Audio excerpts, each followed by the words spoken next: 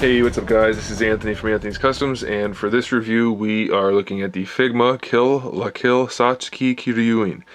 Now if you got the Ryuko figure, then you know that you had to get this one, and we were all hoping that this figure was awesome, and it turns out that they did a pretty good job.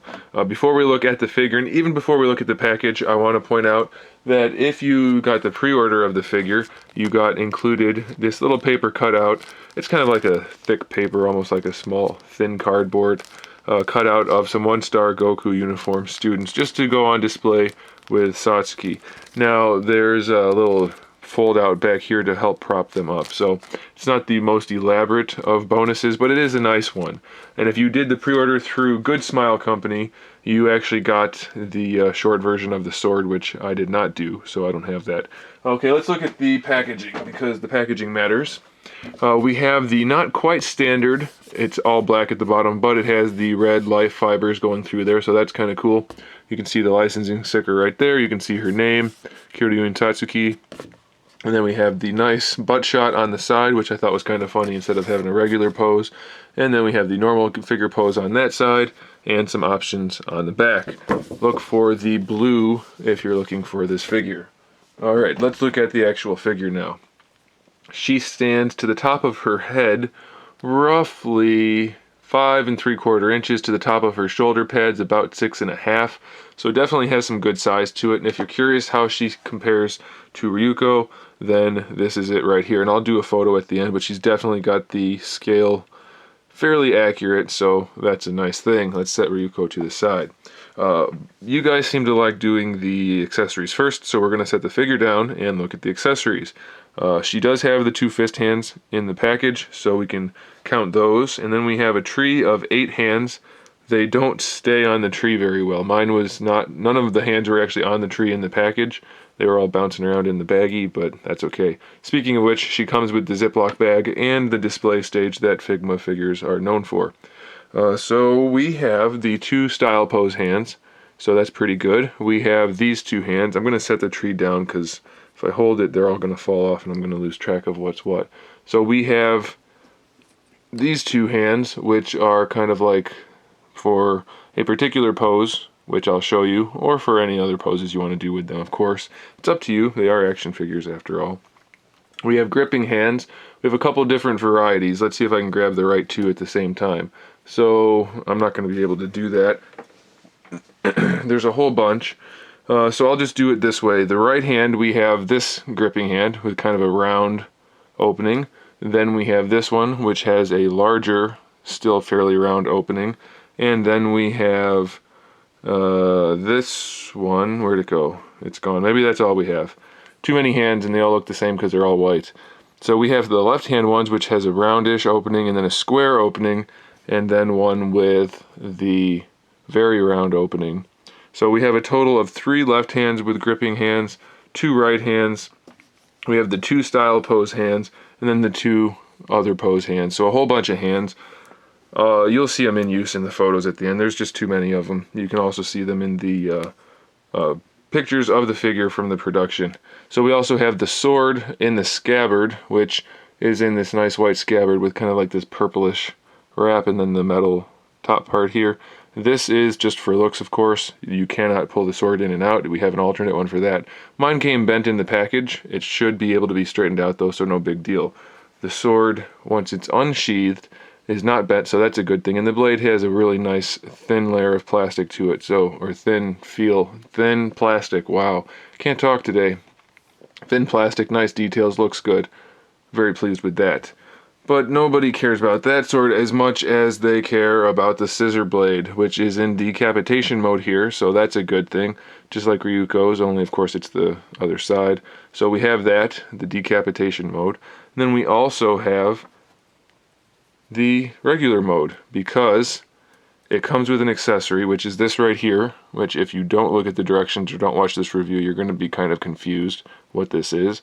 You want to open this up, that piece comes off, then you're going to push this through right here, and this only works if you bought Ryuko, of course, and then you can put Ryuko's scissor blade over that as well, and push the cap back on. And once you do that, you have the fully functioning scissor blade, which has to be lined up just so that it looks right because of the way they cut the ends. They don't quite line up perfectly, but still it's nice that you can actually make the scissor blade now. So that's pretty cool. And then lastly, we have two alternate faces. So we have the yelling angry face, we have the face with the eyes off to the side, and then we have the face that comes on the figure in the package, which is just that standard stern look, which does look very good. They all look very good, so nicely done, Figma. All right, let's go through the figure. Paint job, they did a great job. The eyes have like a nice gloss coat to them, and the paint work's fairly clean. All of the blue line work is definitely clean enough, except I have like a little chip right here on mine. That's not going to be on everybody else's, so no big deal there. Everything else is pretty lined up. I'm really pleased with it. This piece we'll talk about, that just falls off sometimes. No big deal though. You can see they did a nice job with all of the blues, and all of the whites are really clean. That's one thing that's important to me. When they have a figure that has a lot of white to it, it cannot look yellowy and faded, so they did a good job with that. The hair also, they did a really good job with it. There's a lot to it, and it doesn't really weigh the figure down, and it looks pretty good, so that's pretty good. All right, let's look at the articulation. I'm going to pull the head off so that we can do this a little more easily. There we go. So the head itself, this hair is soft, and these pieces are on ball hinges, as you would expect. So you can move these pieces of hair around however you need to get the figure in the pose you want. And then the head has the standard old school Figma. There's no ball peg in there, it's just two straight pegs and a hinge, but that's fine. So the head's on that joint, and if you want to swap out the faces, you just separate the front hair and swap them out. They did a really good job with this piece, by the way. Looks good. The neck is fixed, so we don't have to worry about that. You can see here the shoulder pads have the ball hinges on them, so you can move those around however you need to. Technically, this piece on the shoulder pad, the top part, if I can get it off, is on its own joint. I don't really think you're going to be able to use it very much. It doesn't really want to move, but they are connected with some ball hinges. So if you need to, you can move this part around. I haven't really come up with a use for that yet. We'll leave this off for now. We have our standard Figma shoulder hinge, except this time it can slide out to give us a greater range of motion. So that's really cool.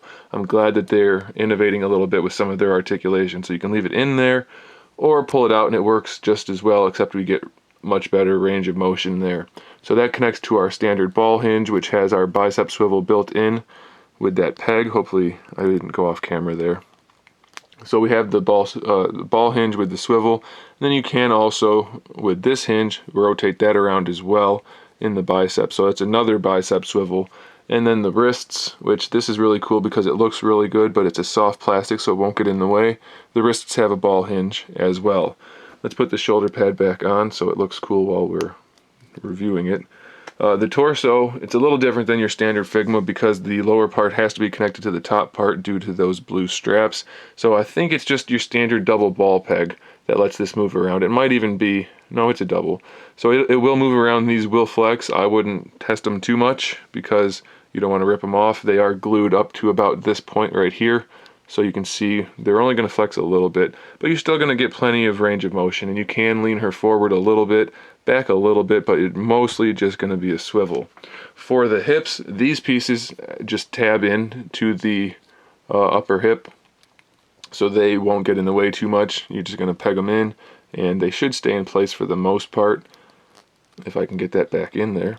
And so they don't really get in the way. They're nice and soft plastic. We have our standard Figma three-way ball hip, except you're only going to get to use the two pegs this time.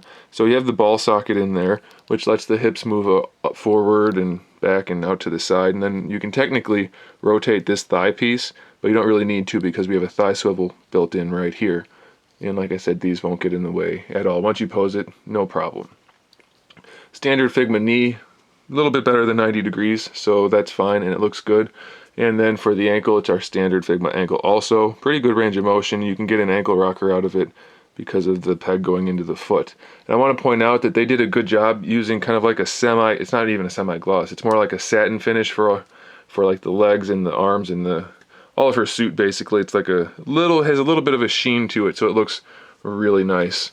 They did a really good job with this one. This one might be my favorite Figma in quite a while.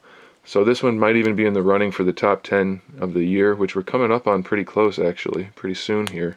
So this one might be in there. They did a really good job with it. These pieces are soft, so they won't get in the way.